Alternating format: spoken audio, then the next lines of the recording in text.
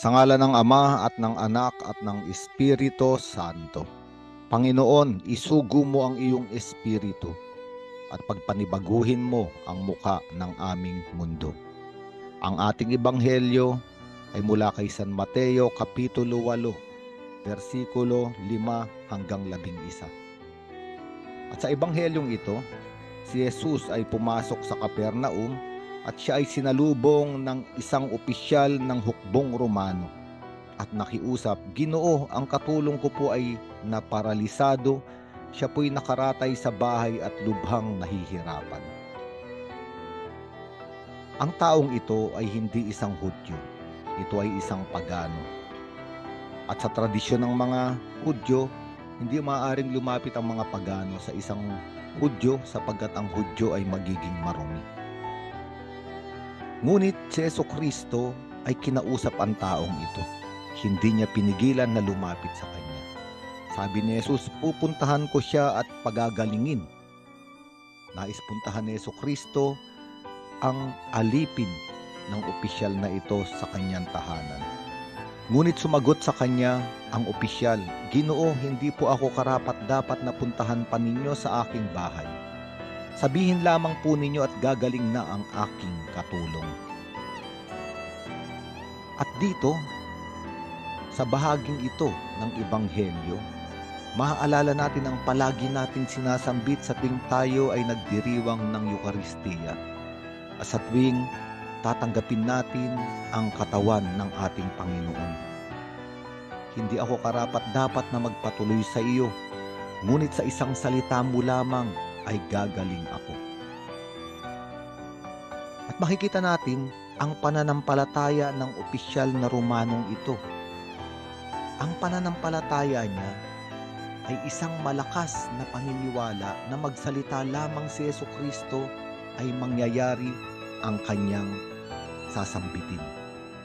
Hindi na kailangan pumunta ni Jesucristo sa kanyang tahanan sapagkat hindi siya karapat-dapat, siya ay pagano, siya ay marumi. Ngunit ang salita ni Jesucristo ay makapangyarihan, kayang abutin ang katulong na may sakit at paralisado na nasa bahay. Kaya nga pinaliwanag ng opisyal na Romanong ito na siya ay nasa ilalim ng mga nakatataas na pinuno sa kanya. At ganun din ay may nasasakupan din siya sa ilalim niyang mga kawal. Kaya sabi niya, kapag inutusan ko ang isa pumunta ka roon, siya ay pumupunta. At ang isa naman, halika, siya ay lumalapit. Kapag sinabi ko sa aking alipin, gawin mo ito, ginagawa niya iyon. Sapagkat sa buhay din ng opisyal na Romanong ito, ang bawat salita ay mahalaga. At napatunayan niya sa kanyang buhay bilang isang kawal, bilang opisyal, na kung ano man ang sabihin ay nangyayari. Sapagkat ang salita ay may kapangyarihan. At dito namangha si Jesucristo. Sabi ni Jesucristo, tandaan ninyo, hindi pa ako nakakita ng ganitong kalaking pananampalataya sa buong Israel. At ang pananampalataya ng taong ito ay pananampalataya sa kapangyarihan ng salita ng Diyos, ng salita ni Jesus, na kapag sinambit ay mapangyayari. Kaya nga ngayong araw na ito, tayo ay kinakausap ng Diyos at may ibinibigay siyang salita. At kung tayo ay may sapat na pananampalataya, alam natin na ang salitang ito ay mapangyayari sa ating buhay. Sa panahon nga ng paglikha, hindi naman kumilos ang Diyos. Sinabi niya lang, nagsalita lang siya, at nalikha na ang lahat. Magkaroon ng liwanag, nagkaroon ng liwanag. Maghiwalay ang tubig sa lupa at napangyari iyon. Ganon ang kapangyarihan ng pagsasalita ng Diyos. Kaya nga ngayong araw na ito, katulad ng opisyal na Romanong ito, tayo ay lumapit sa Panginoon. Panginoon, magsalita ka sa akin, sapagkat ang alipin ko, ang alipin mo ay paralisado, hindi makakilos at may sakit.